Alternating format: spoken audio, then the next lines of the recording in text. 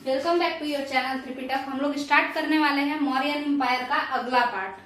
पीछे कई सारे पार्ट्स हो चुके हैं, शायद 4 से 5। आप लोग उसको देखिए, जो पसंद आए तो लाइक कीजिए उन वीडियोस को भी। वैसे हम लोग शुरू करते हैं।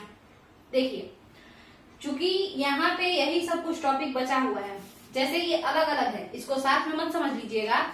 जगह के कमी की वजह से ऊपर लिखना पड़ा है यहाँ पे। तो देखिएगा, ये जुडिशियरी एक टॉपिक है, उसके अलावा बाकी ये सारे टॉपिक हैं। यहाँ पे भी कई सारे टॉपिक लिखे हुए हैं, एक एक कर करके हम लोग समझते हैं।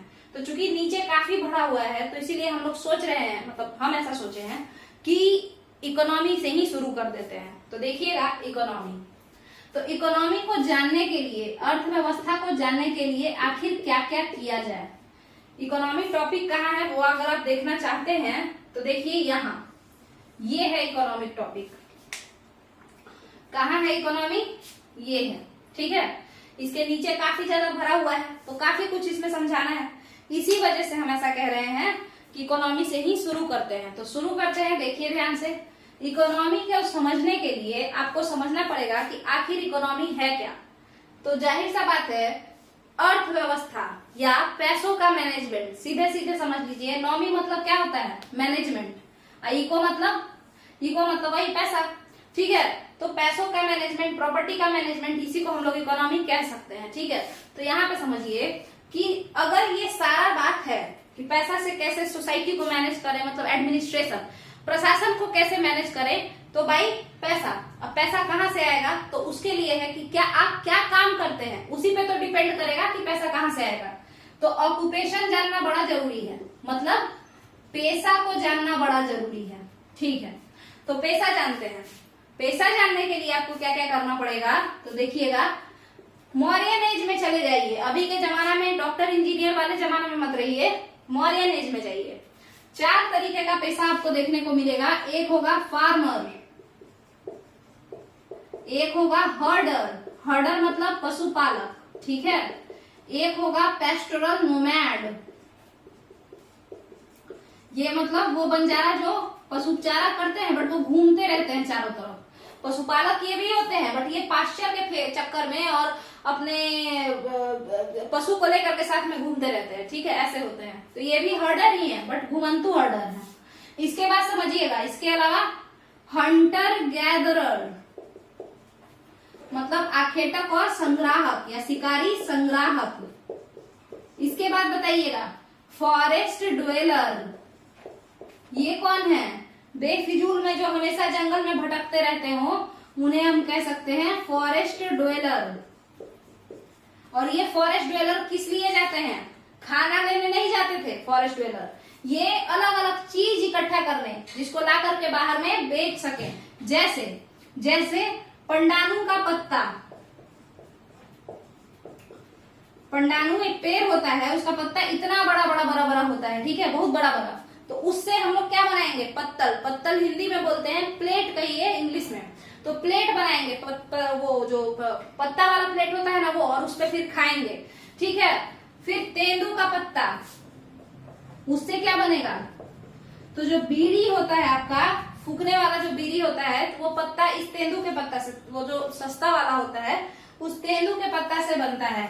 उसके अलावा अगर आपको रंग चाहिए, नेचुरल कलर चाहिए, प्राकृतिक रंग चाहिए, तो आप फूलों को तोड़ेंगे। और सबसे अच्छा जो रंग देता है, जो फूल, पेड़ अगर बात करें, तो कुसुम का जो फूल होता है वो, या पलाश का फूल, ठीक है। तो ये सब जो है ना, ये सब रंग देता है, तो उसको लेने ये फॉरेस्ट ड्वेलर किस लिए जाते हैं? तो इन सभी सामानों को जो इकट्ठा करने के लिए, मतलब बेसिकली इन सामानों के वजह से ही ये माइंडसेट बना करके, ये एम बना करके, एक सेकेंड देखिएगा, ये एम बना करके कि ये सब सामान लेने जाना है और ला करके मार्केट में बेचना है। इसके लिए अगर कोई जंगल में जाता है, जंगल में ड्वेल करता है, मतलब ढूंढता है, तो हम ऐसे लोगों को क्या कहेंगे? फॉरेस्ट ड्वेलर कहेंगे, ठीक है। ऐसा है ना, माइक नहीं है तो हमको थोड़ा ज्यादा तेज बोलना पड़ता है, ठीक है। वैसे छोड़िए, देखिए यहाँ पे फॉरेस्ट ड्वेलर जो है वहां पे, तो ये लोग उस माइंडसेट से, ये बाहर रहते हैं मगर उस माइंडसेट से, इनका पेशा क्या है, ऑक्यूपेशन क्या है। वैसे इंसान जो सोसाइटी में तो रहते हैं, बट ऑक्यूपेशन क्या है कि जंगल में अंदर जाएंगे, फ्री का ढूंढिएगा, खोज खोज करके सामान लाएंगे ये सब, और उसके बाद बना करके मार्केट में 2 रुपया 4 रुपया में बेचेंगे तो पूरा प्रॉफिट होगा। ठीक है, तो ये एक हो गया। हंटर गैदरर का तो आपको पता ही है, नहीं पता है तो आप एनसीईआरटी वाला सीरीज में देखिए कितने बार हंटर गैदरर वाला वर्ड आया है और हम कितनी बार उसको समझाए हैं। पेस्टोरल नोमैड हो गए, हर्डर हो गए, फार्मर हो गए, ये सारे लोग हो गए। तो लगभग यही सारे लोग थे। इसके अलावा फिलोसोफर वगैरह तो थे। फिलोसोफर होना मतलब वो भी एक ऑक्यूपेशन था, ज्ञानी होना, जा करके ज्ञान देना। बट आपको पता होगा कि फिलोसोफर राजा को पैसा नहीं देते थे, प्रशासन को पैसा नहीं देते थे, वो तो उल्टा राजा से पैसा लेते थे कि हम 4 ज्ञान का बात बोले हैं, चलो पैसा निकालो। ठीक है, ऐसा। तो यहाँ पे समझिए ये 4-5 जो है, ये लोग जो है 1 2 3 4 5, ये जो 5 लोग हैं कौन कौन? Farmer, हर्डर, pastoral nomads. इसको देख लीजिए, हर्डर मतलब पशुपालक। कई लोग इस पे थोड़ा सा हिंदी मीडियम वालों को थोड़ा प्रॉब्लम होता है। पेस्टोरल नोमैड कौन होते हैं? तो ये भी पशुपालक होते हैं, बट घुमंतु पशुपालक, हमेशा घूमते रहेंगे। जैसे देखिए, बिजनेसमैन 2 तरीके का होता है। एक बिजनेसमैन जो एक जगह पे मतलब व्यापार कर रहा हो, और एक बिजनेसमैन जिसको मर्चेंट ट्रैवलर कहते हैं। यहाँ पे देखिएगा अलग अलग टाइप का बिजनेसमैन का ग्रुप होगा। तो मर्चेंट ट्रैवलर जो होता है ना, वो काफिला में चलता है और दूर दूर तक घूम घूम के व्यापार करता है। तो वो भी दोनों बिजनेसमैन हुआ, बट एक स्थिर होकर के कर रहा है, एक जगह पे सेटल होकर कर रहा है, और एक घूम घूम के कर रहा है। ठीक है, तो उसी तरीके से ये घुमंतु पशुपालक है और ये पशुपालक है। हंटर गैदरर, आखेटक और संग्राहक। आखेटक शिकारी को ही कहते हैं। और बताइएगा फॉरेस्ट ड्वेलर, तो इसका होता है कि वो लोग जो जंगल में जाकर के सामान ढूंढते हैं और फिर वापस आ जाते हैं। और सामान ढूंढने का रीजन क्या होता है? बेचना। मेन रीजन उनका होता है, मेन मोटिव होता है, बेच के पैसा कमाएंगे। जबकि हंटर गैदरर भी क्या करते हैं? सामान का संग्रह करते हैं। मगर इनका जो मेन मोटिव होता है संग्रह करने का एस्पिरेंट्स, वो ये होता है कि इसको हम खाएंगे। ये मेनली संग्रह करते हैं खाने के लिए, फूड के लिए। ये फॉरेस्ट ड्वेलर बेचने के लिए। रीजन समझिए, रीजन बहुत अलग है इन लोगों का। ठीक है, मान के चलिए हम किसी के घर से चोरी किए, ठीक है, और किस लिए? भोजन के वजह से। हम भूखे थे, इस वजह से हम चोरी कर लिए, ठीक है, तो वो मजबूरी में चोरी किए। मगर अगर हम कुछ बेचने के लिए देखें कि चलो भाई इसका जो ये कोई सामान है हमको चाहिए नहीं, बट अगर बेच देंगे तो पैसा आएगा, इसलिए अगर हम चोरी किए, तो ये क्या है? ये लोभ है। बट यहाँ पे आप कंसीडर मत कीजिएगा कि ये गलत है या ये सही है, ऐसी बात नहीं है। ये समझिए एक बात को कि फॉरेस्ट ड्वेलर वहां के लोग नहीं थे, रहते भी थे। मान के चलिए अगर रहते भी थे ना, तो वो लोग नॉर्मल लोग थे। नॉर्मल लोग मतलब कि जिनको दिमाग था, जो बाकी काम भी करते थे थोड़ा बहुत, ठीक है, मगर उसके अलावा ये सब भी करके काम चलाते थे। ठीक है, हो सकता है कि जंगल के पास में ही उनका घर हो, तो रोज चले जाते हो। तो ये सारा चीज काम लोग करते थे। अब ये लोग अलग अलग फॉर्म में टैक्स देते थे राजा को। राजा को ये लोग कैसे कैसे फॉर्म में टैक्स देते थे उसको समझिएगा। क्योंकि देखिए, हर इंसान पैसा नहीं दे सकता है, हर इंसान अनाज नहीं दे सकता है। एग्जाम्पल के तौर पर समझिए कि अगर किसी बिजनेसमैन से आपको प्रॉफिट चाहिए तो आप उससे क्या बोलेंगे? पैसा दे दो हमको, ठीक है। उसी तरीके से अगर किसी टीचर से आपको प्रॉफिट चाहिए तो आप ज्यादा से ज्यादा क्या कहेंगे? फ्री का बैच दे दो हमको, ठीक है, या फिर फ्री में पढ़ा दो हमको। तो इस तरीके का हिसाब किताब है। अलग अलग काम के आधार पे आप अलग अलग प्रॉफिट निकालेंगे, ठीक है। तो यहाँ पे राजा भी कोई बेवकूफ तो था नहीं, वो भी जानता था कि पैसा वैसा सब लोग अफोर्ड नहीं कर सकता है, तो अलग अलग लोगों से अलग अलग तरीके का सपोर्ट मांगा। एक और काम जो कि सबसे इंपॉर्टेंट काम है, जरा सा ध्यान से देखिएगा, वो है क्राफ्टिंग, या आप कहिए शिल्प कला। शिल्प कला या क्राफ्ट पर्सन, जो शिल्पकार होते हैं, जैसे कोई मूर्ति बना रहा है, कोई बिल्डिंग बना रहा है, कोई कुछ बना रहा है ना, कोई मतलब क्या बोल रहे हैं, मूर्ति बना दी है, बिल्डिंग बना दी है, कोई जूता बना रहा है, कोई कपड़ा बना रहा है, तो सब शिल्पकारी में ही कंसीडर कर सकते हैं। तो ये भी एक हो गया। तो चलिए 6 लोग हो गए। अब इन सब से हम कुछ ना कुछ निकलवाएंगे। देखिएगा, इन सब से हम अभी हम राजा चल रहे हैं और हम इन सब से क्या निकलवाएंगे? कुछ ना कुछ हम लोग लेंगे। अलग अलग लोगों से ऑक्यूपेशन के आधार पर अलग अलग चीज लेंगे। एग्जाम्पल के तौर पे समझिए, यहाँ पे रुक जाइए। एग्जाम्पल के तौर पे समझिए, यहाँ पे अलग अलग लोगों से अलग अलग चीज कैसे लेंगे। फार्मर्स को हम लोग कहेंगे, राजा कहते हैं फार्मर्स को कि ग्रेन दो, यानी अनाज दो, या फिर पैसा दो, ठीक है। चलिए, ग्रेन दो या बेच करके पैसा दो।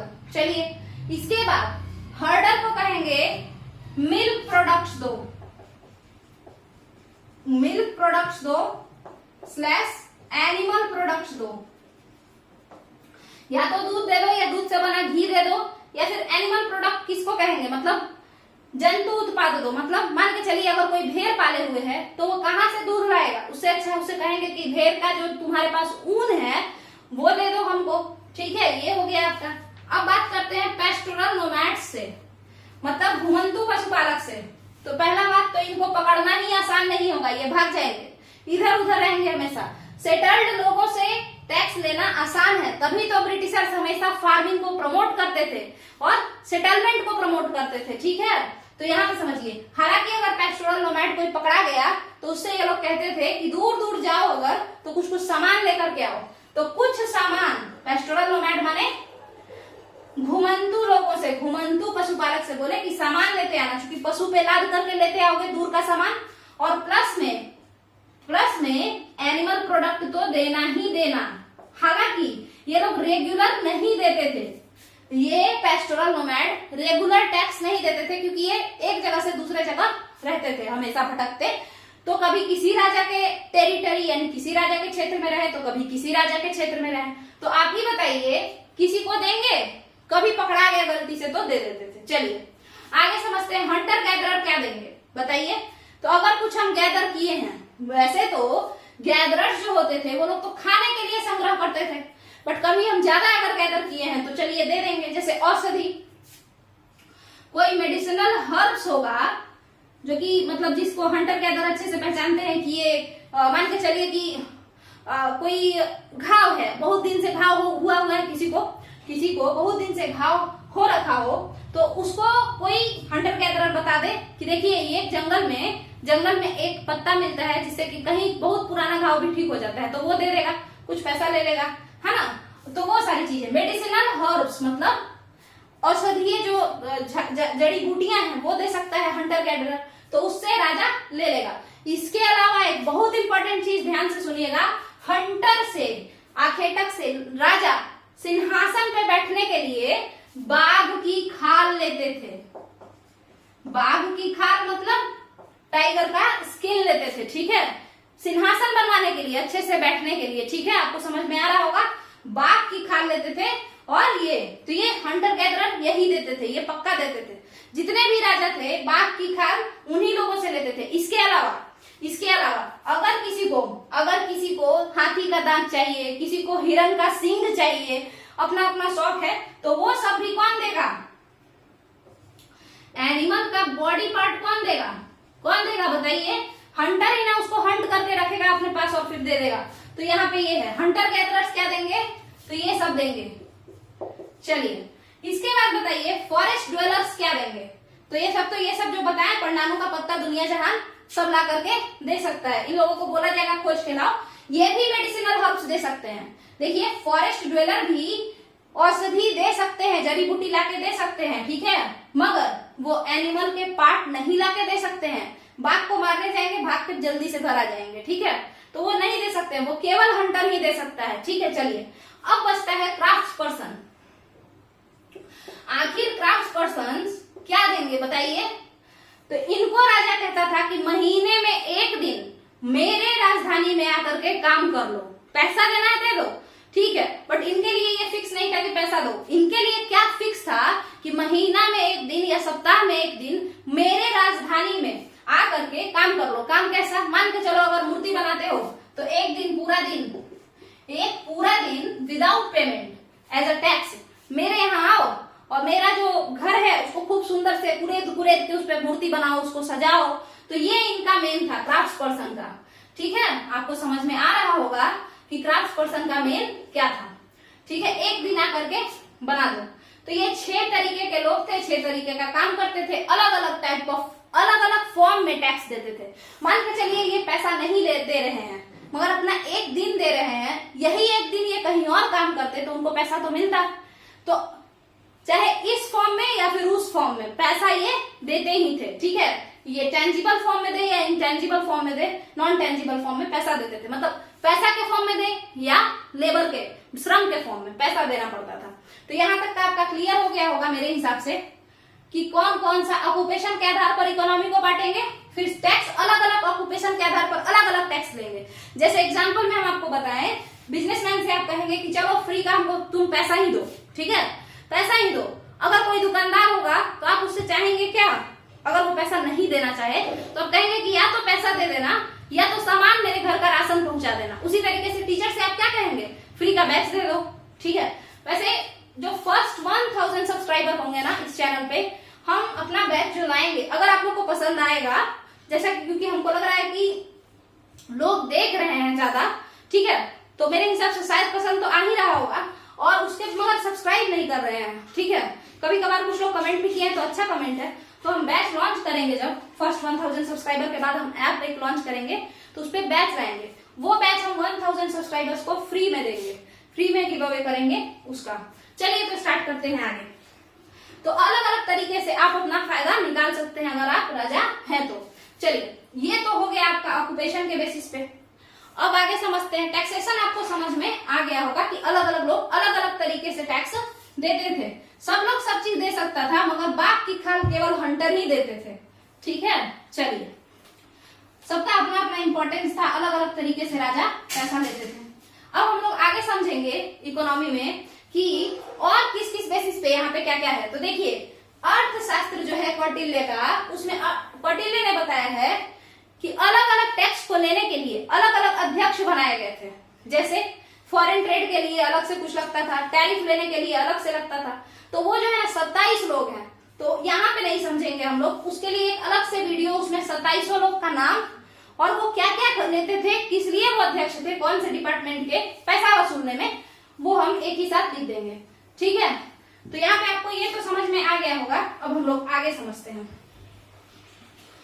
आगे क्या है, ये तो ऑक्यूपेशन के बेसिस पे, हम ऑक्यूपेशन के बेसिस पे पहला तो ऑक्यूपेशन बताएं कि 6 तरीके का मेन ऑक्यूपेशन था मौर्यन पीरियड में। दूसरा क्या बताएं, टैक्सेशन कैसे है उसके बेसिस पे, वो भी बता दिए। तो अब समझेंगे, क्या समझेंगे कि लैंड कैसा कैसा होता था। अगर हम बात करते हैं कि हम फार्मर हैं, अगर हम बात करते हैं कि हम फार्मर हैं, तो फार्मर से टैक्स लेगा राजा। तो राजा जब टैक्स लेगा तो फार्मर क्या बोलेगा कि एक बात बताइए, राजा आया बोल के गया 1/6 टैक्स देना पड़ेगा तुमको। अगर मतलब समझिएगा, अगर 100 रुपया कमाते हो तो 16 दशमलव समथिंग समथिंग देना पड़ेगा, 16 साढ़े 16 रुपया देना पड़ेगा। मतलब 100 में से 16 to 70 रुपीज हम ले जाएंगे। तो फार्मर, एक फार्मर था ए, एक फार्मर था बी।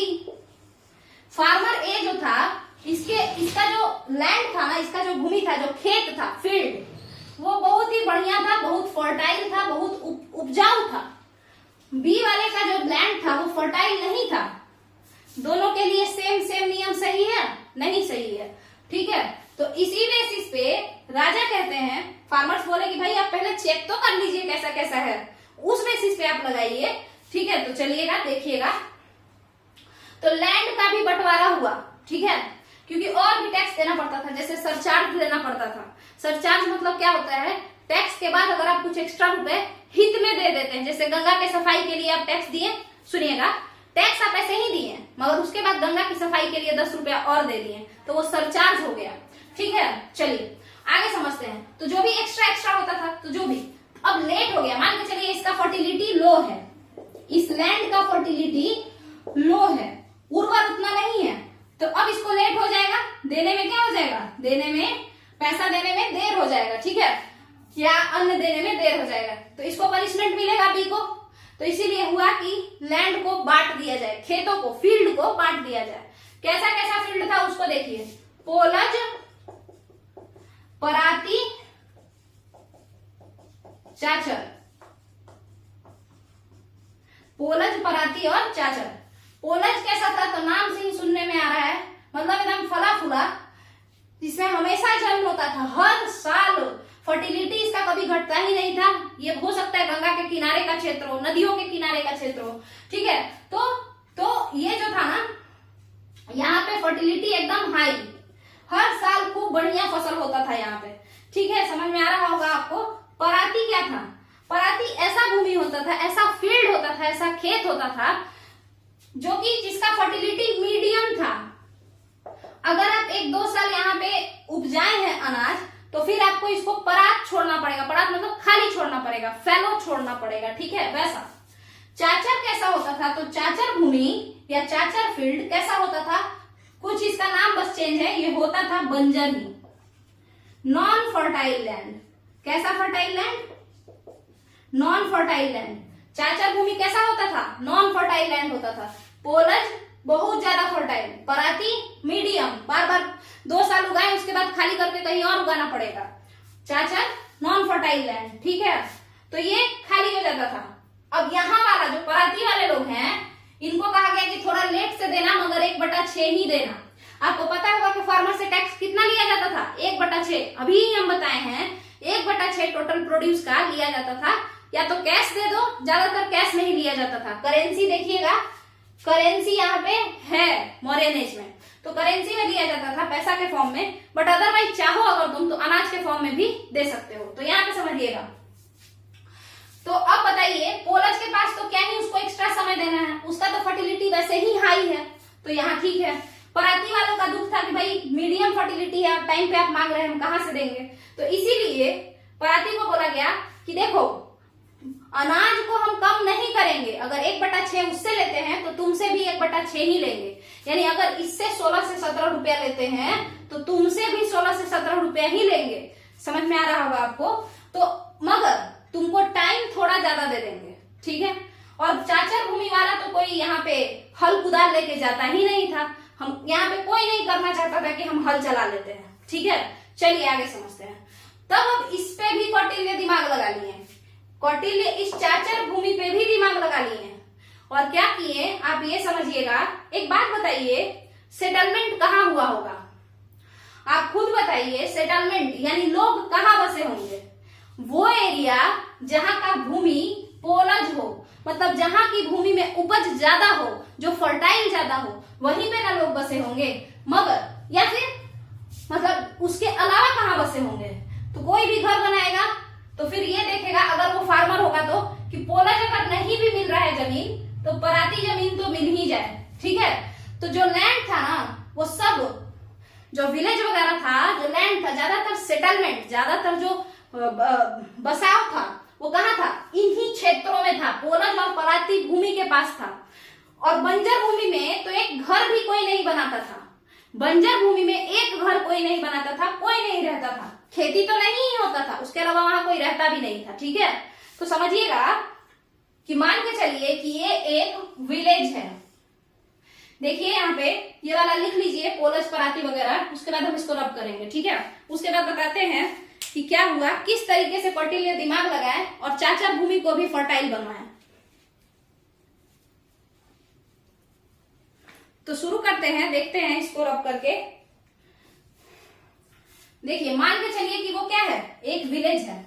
आप खुद सोचिए, अगर आप एक फार्मर हैं और आपको बसना है कहीं जाकर के, सेटल होना है, तो आप कौन सा लैंड, कौन सा एरिया चूज करेंगे किसी विलेज का, वो एरिया चूज करेंगे जो फर्टाइल होगा। आप वहां पे अपना खेत और घर झोपड़ी वगैरह बनाना चाहेंगे, ठीक है।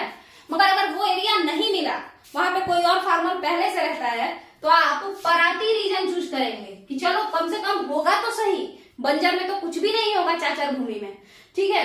तो अब बचा कौन सा भूमि, बंजर भूमि, वो खाली, वहां पे ना एक घर, ना कोई लोग, ना ही खेती। तो मान के चलिए ये रीजन है पोलज और ये रीजन है पराती।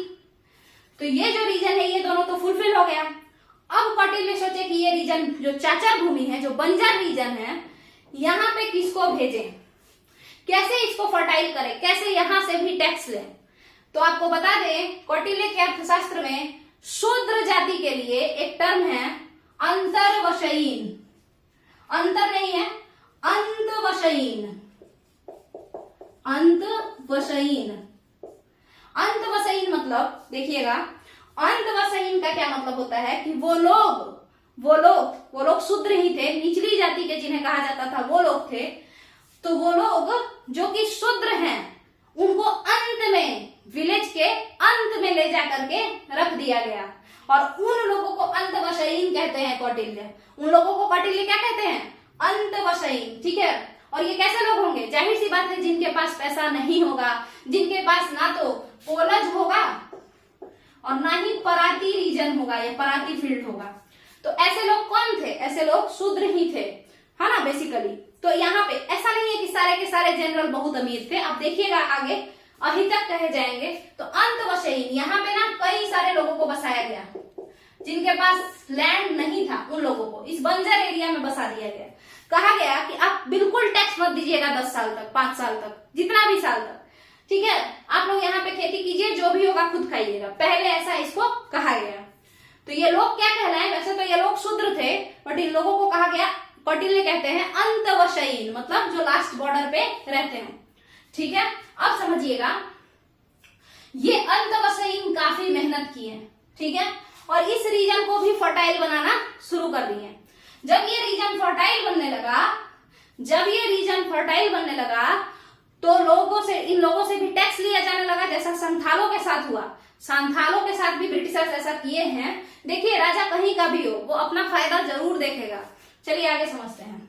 और संथाल वाला भी हम पढ़ाए हैं। अगर आप बीपीएससी पीआरटी और बिहार से रिलेटेड कोई एग्जाम दे रहे हैं तो बिहार सीरीज को फॉलो कीजिए, ठीक है। चलिए देखिए, तो ये जो है, ये लोग पहले तो सिर्फ अपना खा रहे थे, अब इनसे भी टैक्स।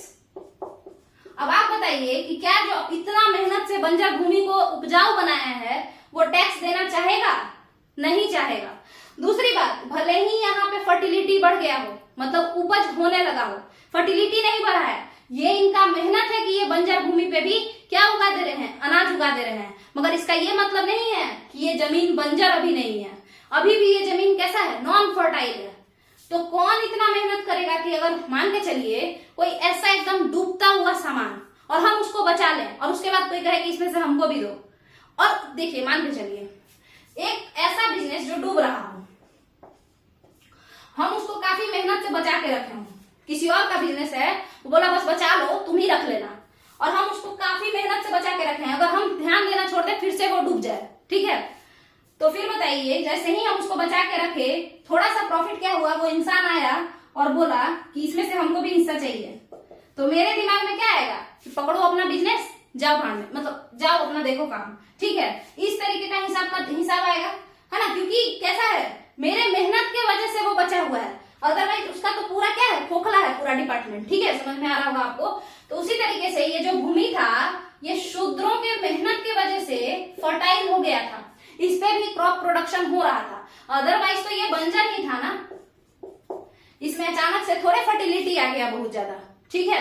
तो अब समझिएगा, जब लोग टैक्स लेने का राजा बात करने लगे, तो ये लोग काम करना धीरे धीरे कम कर दिए, काम नहीं करना चाहने लगे। सोचे कि क्यों मेहनत करें हम इतना ज्यादा, जब ये टैक्स ले लेंगे तो, ठीक है। तब यहाँ पे स्टार्ट होता है फोर्स्ड लेबर का कॉन्सेप्ट, जबरन श्रम, जिसे हम लोग बलात् श्रम भी कहते हैं, ठीक है। ये आर्टिकल 23 में है, बलात् श्रम का कॉन्सेप्ट कॉन्स्टिट्यूशन ऑफ इंडिया में है। आप लोग देखिएगा आर्टिकल 23 में। जब हम पॉलिटी पढ़ाएंगे तब वैसे आप लोग को अच्छे से पता होगा ये बात, तो हम लोग आगे चलते हैं। अब लोग जब अपने मन से मेहनत नहीं करने लगे, क्योंकि एक तो ये घटिया जमीन और उसके ऊपर से ये लोग टैक्स मांग रहे थे, तो लोगों ने, मतलब राजा ने इन अंतवशयीन को बंदी बना लिया। क्या बना लिया? बंदी बना लिया। और बंदी बना करके इन लोगों के साथ क्या किया?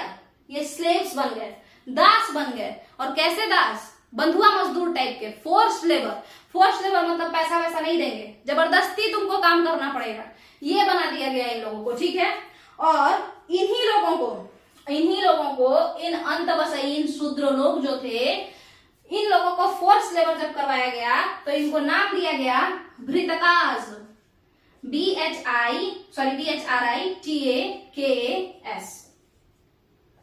भृतकाज। क्या कहा गया?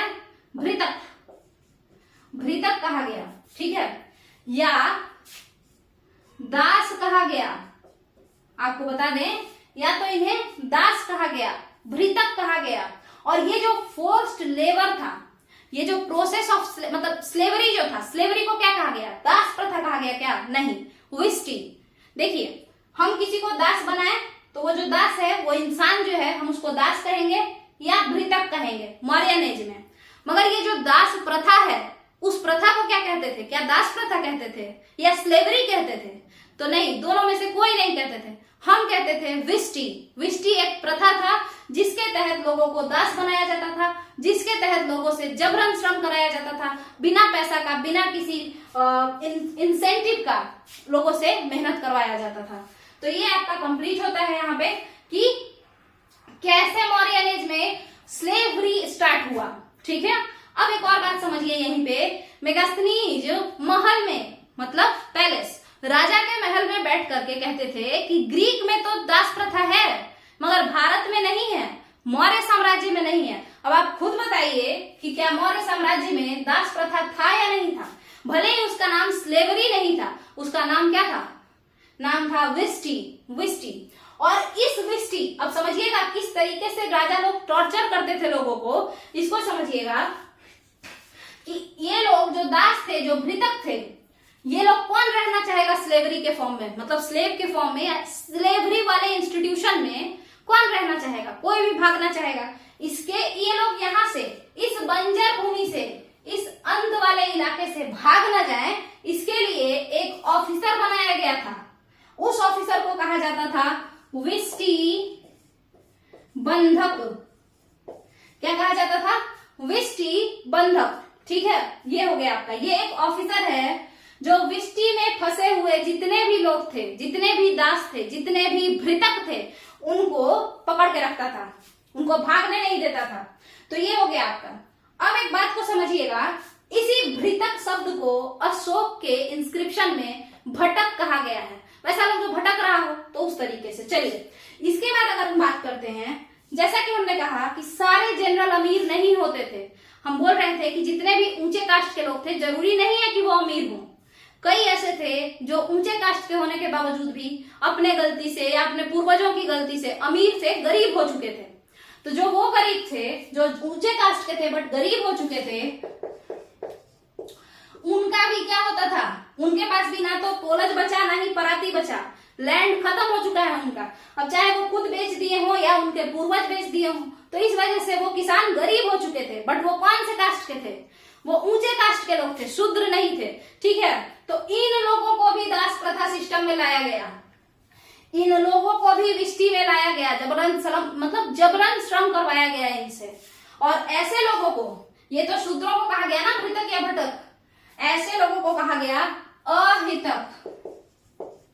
अहितक मतलब वैसे लोग जो हित तो कर सकते थे, क्योंकि जनरल के पास पावर होता था, पैसा होता था, नॉलेज होता था, तो वो लोग हित कर सकते थे। बट अब ये कैसे हैं? हित के लायक नहीं, किसी के प्रॉफिट के लायक नहीं है। तो ये लोग भी अब दास बनेंगे, स्लेव बनेंगे, फोर्स लेबर करेंगे। ठीक है, और ऐसे गरीब जनरल जो कि स्लेव बन जाते थे, जिनके पास जमीन नहीं होता था, वो अहितकाज कहे जाते थे या अहितक कहे जाते थे। तो आपको समझ में आ गया होगा कि आपको ये बात समझने में, मतलब समझ में आया होगा कि अल्टीमेटली कास्ट मैटर नहीं करता है, क्लास ज्यादा मैटर करता है। आप कितने रिच हैं वो ज्यादा मैटर करेगा, ये इसके बजाय कि आप कौन से कास्ट के हैं। होता है ना, जैसे मान के चलिए आप पंडित हैं और भिखारी हैं, तो इससे अच्छा है कि आप ओबीसी हैं और नेता हैं। समझ में आया होगा आपको। तो यहाँ पे भी देखिए, मौर्यन एज में जिस समय कास्टिज्म अपने पीक पे ही होगा, क्योंकि पुराना जमाना का बात है, उसके बावजूद भी अगर कोई गरीब जनरल होता था, उससे भी फोर्स लेबर कराया जाता था। और शूद्रों का तो स्थिति हमेशा से खराब रहा। इन लोगों के पास कभी भी पावर, पैसा वाला प्रॉब्लम हमेशा देखने को मिला। अगर अभी इस एज में भी देखें तो ओबीसी लोग तो एलिट बन करके उभरे हैं, बट SC ST को अभी भी ठगा जा रहा है अलग अलग चीजों के नाम पर। ठीक है, चलिए देखिएगा उसको हम, जब अगर हम पॉलिटी में कभी डिस्कस करेंगे कि कैसे उन लोगों के साथ ये किया जा रहा है। चलिए, अभी तक हो गया। तो अल्टीमेटली क्या मैटर किया? क्लास मैटर किया, कास्ट मैटर नहीं किया। यहाँ पर आप लोगों को समझ में आ गया होगा कि दास प्रथा था, और दास प्रथा को क्या कहते थे? तो विष्टि कहते थे। और जो लोग दास होते थे उन्हें भृतक कहते थे, दास कहते थे, भटक कहते थे। मगर अगर कोई ऐसा जनरल जो गरीब हो गया है तो उनको भी दास बनाया जाता था, उनसे बलात् श्रम करवाया जाता था। बट उन जनरल्स को भृतक नहीं कह करके, भटक नहीं कह करके अहितक कहा जाता था। चलिए, यहाँ पे ये कंप्लीट हो जाता है। इसके बाद हम लोग आगे समझेंगे कि विलेज कितने प्रकार के थे। देखिए, इकोनॉमी है ना, इसका काफी बड़ा है। पूछिए कि ऐसा क्यों है? क्योंकि कौटिल्य को देखिए कितना दिमाग है उनके पास कि जो बंजर जमीन था उसको भी क्या करवा दिए, फर्टाइल बनवा दिए। और आप खुद ही समझिए, अर्थशास्त्र जो बुक है ना वो स्टेट क्राफ्ट पे ही है, मतलब किस तरीके से स्टेट को चलाया जाए, ज्यादा से ज्यादा फायदा स्टेट का करवाया जाए। तो कौटिल्य उसी के लिए जाने ही जाते हैं। तो इकोनॉमी इसका लंबा जाएगा ही जाएगा, जो मौर्यन इकोनॉमी है वो काफी लंबा जाएगा बाकी टॉपिक से। बाकी में तो बस नाम रहता है मिनिस्टर और ये सब। चलिए देखते हैं। तो हम लोग क्या देखे, हम लोग लैंड को समझ लिए हैं कि किस किस तरीके का पोलज पराठी ये सब होता था। विलेजेस को बांटा गया, गांव को बांट दिया गया। देखिएगा गांव कौन कौन से हुए, तो एक गांव कहलाया परिहारक। परिहारक, देखिए आपको पता होगा कि ब्राह्मणों से पावर हमेशा शेयर करना पड़ता था। कभी भी किसी भी पोस्ट पे आप चले जाइए, पावर आपके हाथ में पूरा का पूरा नहीं रहेगा, चाहे आप अपना नाम महाराजा धीराज रख लीजिए या कुछ भी रख लीजिए, ठीक है, पावर आपको शेयर करना पड़ेगा। तो ब्राह्मण जो थे वो लोग भूमि ले लेते थे, और कैसा भूमि, टैक्स फ्री लैंड लेते थे, और ये टैक्स फ्री लैंड ही परिहारक कहलाता था, ठीक है। इसके बाद देखिए ये जो भूमि, ये विलेज, टैक्स फ्री विलेज, ये परिहारक कहलाता था। विलेज क्यों कह रहे हैं, क्योंकि एक पूरा जो भूमि दिया जाता था कॉपर प्लेट इंस्क्रिप्शन पे लिख करके, उसमें सारा का सारा पावर ब्राह्मण को मिल जाता था, तो उसको एक परिहारक विलेज डिक्लेयर कर दिया जाता था जानबूझ करके, ताकि कोई जाकर के वहां पे टैक्स ना कलेक्ट कर ले। क्योंकि अगर कोई राजा का ऑफिसर जाके वहां टैक्स कलेक्ट करेगा ना, तो ब्राह्मण कहेगा कि राजा मेरा अपमान कर रहा है, ठीक है। तो इसीलिए सभी को बोल दिया जाता था कि आज से, एग्जाम्पल, आज से रामपुर विलेज हम एक ब्राह्मण को दे दिए हैं, तो आज से जो रामपुर विलेज है वो क्या है, परिहारक विलेज है। कैसा विलेज है, परिहारक विलेज, मतलब दे दिए हैं हम किसी ब्राह्मण को दे दिए हैं। अब वो वहां पे सारा टैक्सेशन सिस्टम समझेंगे। चलिए, इसके बाद होता था एक विलेज, अयोध्या विलेज। ये क्या होता था, अयोध्या, AYUDHIYA, अयोध्या। अयोध्या विलेज क्या होता था, अगर आप लोग समझें, यहां से ये कैसा रीजन में होता था आपको बता दे। ये ज्यादातर जो ये टाइप का विलेज होता था ना, ये सब बॉर्डर एरिया में होता था, ठीक है। बॉर्डर एरिया में या फिर वैसा एरिया में जहां पे झगड़ा ज्यादा होता हो, जहां पे अटैक होने का ज्यादा चांस हो। तो जब भी सेना यहाँ से गुजरती थी ऐसे विलेज से, ये डिक्लेयर होता था कि ये फलाना फलाना विलेज अयोध्या विलेज है। जब भी सेना इस विलेज से गुजरेगी तो लोगों को सामान देना पड़ेगा सेना को, जैसे खाना, जैसे आराम करने के लिए सामान, जैसे घोड़ा, ये सब बहुत सारा चीज, सेना ओरिएंटेड चीज, मतलब मिलिट्री ओरिएंटेड सामान अयोध्या विलेज के लोग सेना के लिए पहुंचाते थे। मेनली जब सेना इनके घर से गुजरेगा तो देंगे सेना को सामान, और दूसरी बात टैक्स तो देंगे ही देंगे राजा को। चलिए, इसके बाद और क्या है, तो उसके बाद एक और आता है आपका कुपिया विलेज। कुपिया विलेज कैसा विलेज होता था, तो आपको पता होगा, कुपिया मतलब फॉरेस्ट। इस पे एक अध्यक्ष भी है, कुपिया अध्यक्ष, जो फॉरेस्ट से टैक्स कलेक्ट करता है, वही सब बाघ का खाल दुनिया जहां, वो सब। तो ये कुपिया विलेज जो होता था, ये ज्यादातर जंगली विलेज होता था, जंगली इलाका। तो इन जंगली इलाके के लोगों को बोला गया था कि आप लोग क्या क्या लाइएगा, तो वही सब जो चंदन का लकड़ी लेते आइएगा, शहद लेते आइएगा, ये सब जो यहाँ पे जंगल वगैरह में मिलता है वो सब। तो विलेज आपको समझ में आ गया होगा कि किस तरीके से विलेज को बांटा गया था। इसके बाद हम लोग समझते हैं, टैक्स के बारे में तो बता दिए हैं, करेंसी समझ लेते हैं, ठीक है। अच्छा, दास को कर्महारा भी कहते थे, ठीक है। दास को कर्महारा, कर्महारा मतलब समझते हैं आप, देखिए अगर आप सुने होंगे कर्म से हारा हुआ, वैसा इंसान जो कर्म से, जो मतलब जो जिनका कर्म अच्छा नहीं है, इस वजह से वो क्या हो गए हैं, हार गए हैं, तो कर्महारा भी दास को कहा जाता था। उसके अलावा भृतक वगैरह भी कहा जाता था। तो विलेज अब हम लोग देख लिए हैं। अब बचा है टैक्स। हम बताएं कि 6 लोग थे, 6 टाइप से टैक्स लेते थे। इसके अलावा कौटिल्य अलग से 27 टाइप का ऑफिसर रखवाए।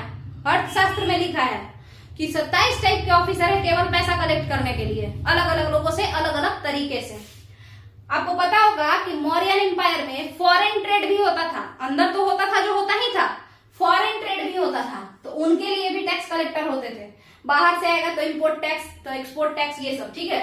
अब आपको बता दें कि पोर्ट कौन कौन से थे, बहुत इंपॉर्टेंट है पोर्ट, पोर्ट पूछता है। तो आपको बता दें कि जो ईस्टर्न कोस्ट था ना, ईस्टर्न कोस्ट, वहां पे यहाँ पे तामलुक नाम का एक पोर्ट था, बंदरगाह था। तामलुक अभी बंगाल में है। और कौन सा बंगाल? बांग्लादेश वाला बंगाल। वहां पे है तामलुक। तामलुक को ताम्रलिप्ति कहते हैं, ठीक है। ये था पूर्वी क्षेत्र में, पूर्वी तट पे। समझिएगा, मौर्यन साम्राज्य का वो बंदरगाह जो मौर्यन साम्राज्य के पूर्वी तट पे था वो था ताम्लुक या ताम्रलिप्ति। यहां से व्यापार कहां कहां होता था? तो बर्मा यानी म्यांमार में, इंडोनेशिया यानी सुमात्रा, ये सब में। उस समय सुमात्रा कहते थे, ठीक है। ऊपर भी जा सकते हैं, चाइना वगैरह यहीं से। और यहाँ आ जाइए, यहाँ पे भरूच। भरूच कहाँ है? गुजरात में है। सोपारा कहाँ है? महाराष्ट्र में है। तो इन सारे जगहों पे यहां से व्यापार होता था वेस्ट एशिया, ईरान वगैरह में, ईरान वगैरह में यहां से व्यापार होता था। अब आप समझ गए होंगे कि इसका एक्सपोर्ट इंपोर्ट ट्रेड भी मस्त चल रहा था, सब चीज एकदम ढंग का चल रहा था। और आपको तो पता ही है कि अफगानिस्तान तक फैला हुआ था ये मौर्यन एम्पायर। दहेज वहेज लेकर के अपना साम्राज्य लोग बढ़ा लिया था। चलिए आगे समझते हैं। तो हम क्या बता रहे थे? हम बता रहे थे टैक्स तो हो गया है, करेंसी समझाते हैं। करेंसी समझाते हैं, इसके बाद बचेगा ट्रेड रूट। करेंसी को देखिए, करेंसी हमने जैसा कहा कि बार बार पे हम कह रहे हैं कि पैसा दिया जाता था। ये लोग ऑफिसर्स को भी पैसा देते थे, भूमि नहीं देते थे, जमीन नहीं देते थे, पैसा देते थे। क्यों? क्योंकि कौटिल्य जानते थे कि अगर पैसा दे देंगे, जमीन दे देंगे तो आगे चल के ये लोग ही राजा बन जाएगा। सामंत, फिर आपको पता ही है कितना लोग धोखा दे देते थे पहले, ठीक है। तो इसीलिए भूमि नहीं दे करके पैसा दिया जाता था। तो इसका मतलब है कि पैसा का फॉर्म यानी करेंसी होगा। तो करेंसी को देखिए, इसको हम ऐसे याद किए थे, पनमस्का और निस्का। देखिए, पना जो होता है ये किसका होता है? तांबा का सिक्का। मस्का चांदी का सिक्का, सिल्वर कॉइन। और निस्का सोना का सिक्का। जो लोग बड़े बड़े ये जो होता है तांबा 3/4 होता है, ठीक है, मस्का का, या तोला कह लीजिए, जो भी। तो ये मतलब इसको समझना नहीं है, ये छोटा कॉइन होता था पना, ये बड़ा थोड़ा, और ये सबसे बड़ा निस्का, ठीक है, समझिएगा।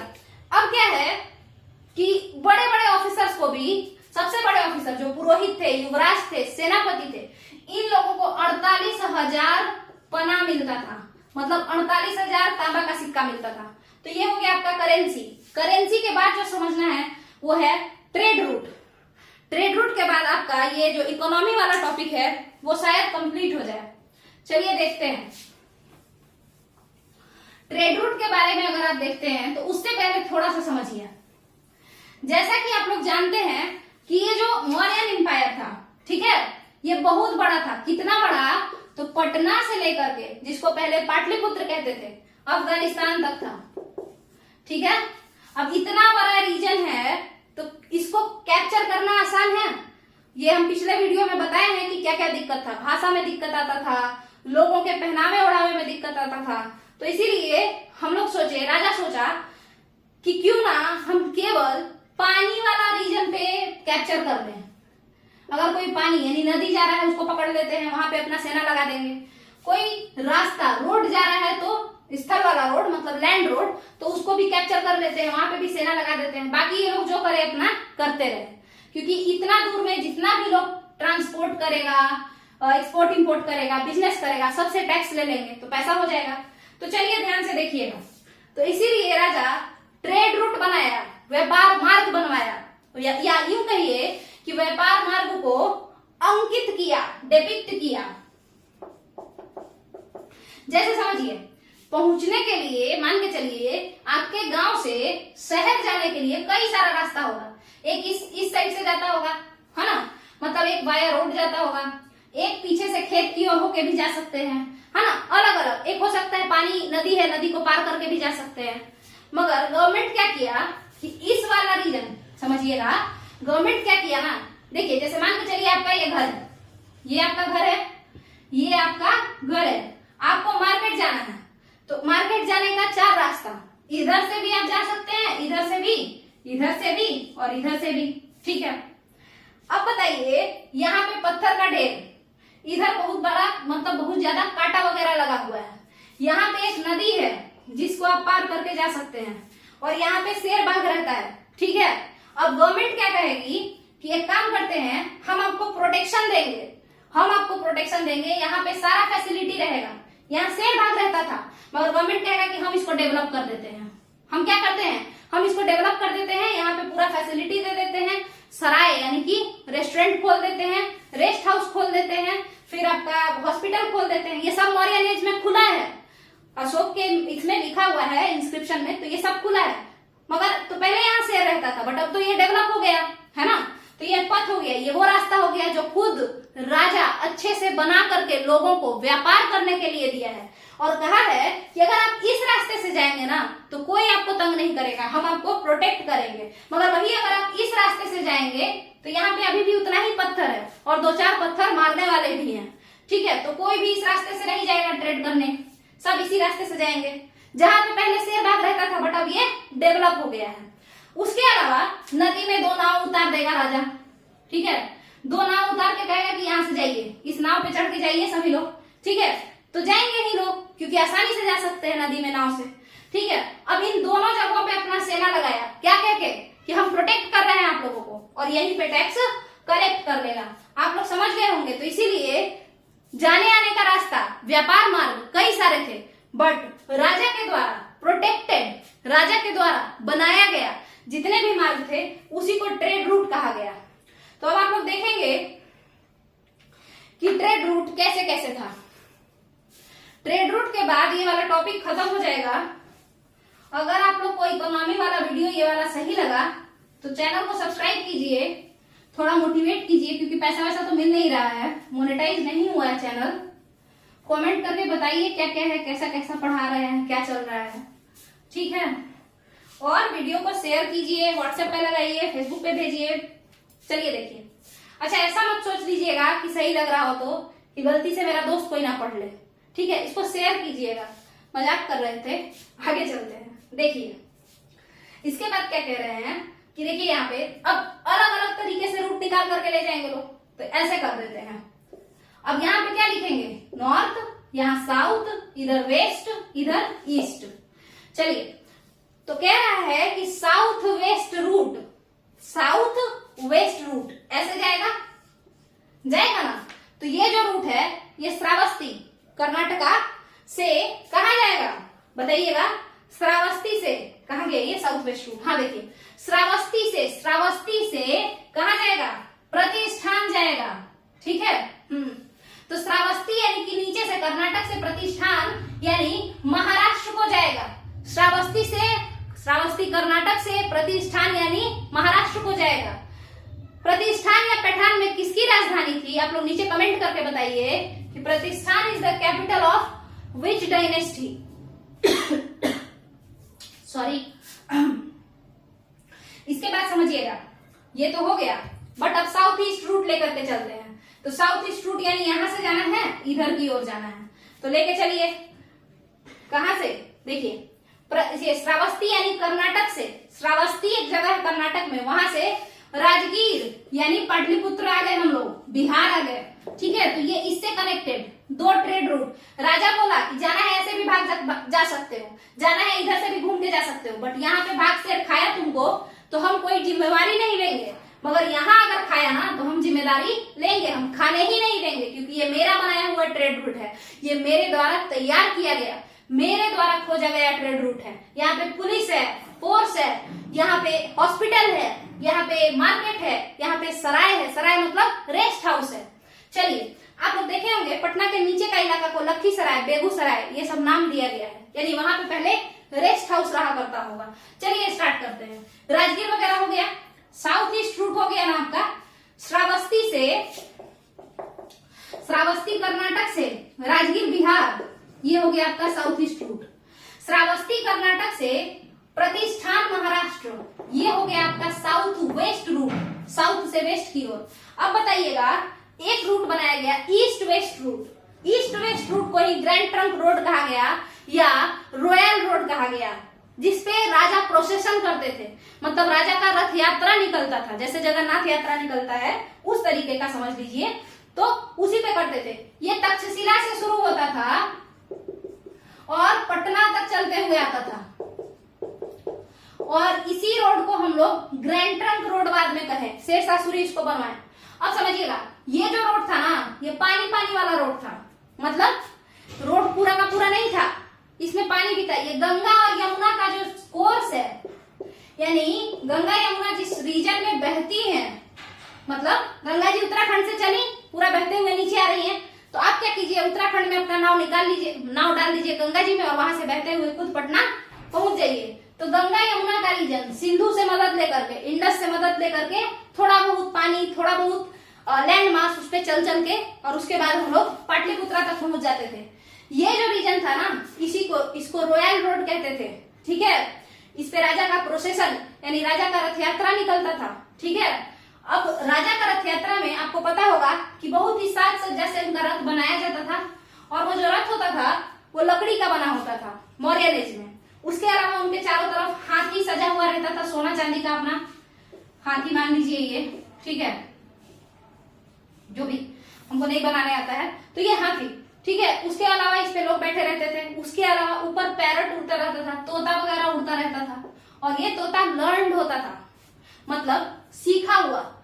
मतलब ये लोग कैसे होते थे, ये लोग बहुत ही, मतलब इनको सिखाया जाता था, प्रशिक्षित तोते होते थे, ठीक है, स्किलफुल तोता होता था ये लोग, ठीक है। इसके बाद समझिए, तोता तो हो गया, ये राजा के चारों तरफ, अगर ये राजा है तो इसके मुंडी के चारों तरफ घूमते रहता था, कि अगर कोई उधर से दूर से गोली मार रहा हो, तीर से मार रहा हो, तो ये तोता चिल्लाना शुरू कर देगा, और उससे फिर राजा बच जाएगा। इसके अलावा इसके अगल बगल भी कन्याएं होती थी, ठीक है, सब लोग इसको प्रोटेक्ट करने के लिए ही होते थे। चलिए उसके एक बाद आगे समझते हैं। तो ये एक रूट हो गया आपका, यहाँ से भी आप आ जा सकते हैं। तो दो तरीके का रूट होता था, एक तो स्थल मार्ग यानी रोड वाला एरिया, और एक जल मार्ग रिवर वाला एरिया। तो दोनों के मदद से हम लोग घूम फिर सकते थे, बिजनेस कर सकते थे, मिलने जुलने जा सकते थे, और उसके बदले हम लोगों को टैक्स देना पड़ता था। तो मेरे हिसाब से आप लोग को क्या करना चाहिए बताइए? सबसे पहले तो चैनल को सब्सक्राइब करना चाहिए, उसके बाद यहाँ पे क्या करना चाहिए, ये सब लिख लेना चाहिए। चलिए तो आप लोग लिख लीजिए, या फिर एक काम कीजिए, यहाँ पे स्क्रीनशॉट ले लीजिए, ठीक है। स्क्रीनशॉट लेने के बाद क्या करना है, तो आज के लिए इतना ही रखते हैं। इकोनॉमी काफी बड़ा टॉपिक है इस मौर्यन एम्पायर का, और अगर आप लोग को समझ में आया हो अच्छे से, तो आप लोग इसको लाइक कीजिए, वीडियो को लाइक कीजिए, वीडियो को शेयर कीजिए अपने फेसबुक चैनल पे, ज्यादा से ज्यादा प्रमोट कीजिए, जिससे हम ज्यादा मोटिवेटेड हों और ज्यादा से ज्यादा वीडियो बनाएं, ठीक है। और उसके बाद क्या करना है, सब्सक्राइब कीजिए चैनल को जल्दी से जल्दी, 1000 कंप्लीट करवाइए। फर्स्ट 1000 सब्सक्राइबर को बैच लॉन्च करके उनको फ्री में गिव अवे किया जाएगा, एक ऐप बना करके। चलिए तो थैंक यू।